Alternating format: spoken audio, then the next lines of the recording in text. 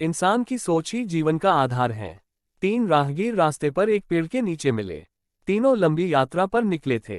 कुछ देर सुस्ताने के लिए पेड़ की घनी छाया में बैठ गए। तीनों के पास दो झोले थे, एक झोला आगे की तरफ और दूसरा पीछे की तरफ लटका हुआ था। तीनों एक साथ बैठे और यहाँ वहाँ की बातें करने लगे, जैसे कौन कहाँ से आया, कहाँ जाना है, कितनी दूरी है, घर में कौन कौन है। ऐसे कई सवाल जो अजनबी एक दूसरे के बारे में जानना चाहते हैं। तीनों यात्री कद काठी में सामान थे, पर सबके चेहरे के भाव अलग अलग थे। एक बहुत थका निराश लग रहा था, जैसे सफर ने उसे बोझिल बना दिया हो।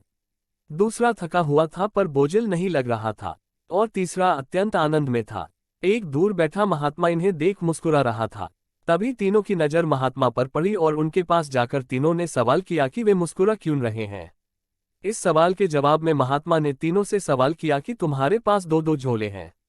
इनमें से एक में तुम्हें लोगों की अच्छाई को रखना है और एक में बुराई को, बताओ क्या करोगे।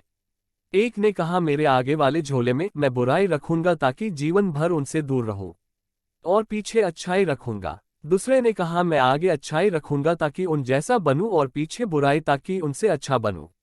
तीसरे ने कहा, मैं आगे अच्छाई रखूंगा ताकि उनके साथ संतुष्ट रहूं और पीछे बुराई रखूंगा और पीछे के थैले में एक छेद कर दूंगा जिससे वो बुराई का बोझ कम होता रहे हैं और अच्छाई ही मेरे साथ रहे, अर्थात वो बुराई को भूला देना चाहता था।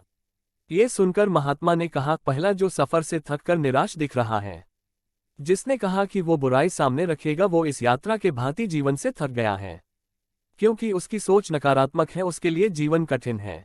दूसरा जो थका है पर निराश नहीं, जिसने कहा अच्छाई सामने रखूंगा पर बुराई से बेहतर बनने की कोशिश में वो थक जाता है, क्योंकि वो बेवजह की होड़ में है। तीसरा जिसने कहा वो अच्छाई आगे रखता है और बुराई को पीछे रख उसे भुला देना चाहता है, वो संतुष्ट है और जीवन का आनंद ले रहा है।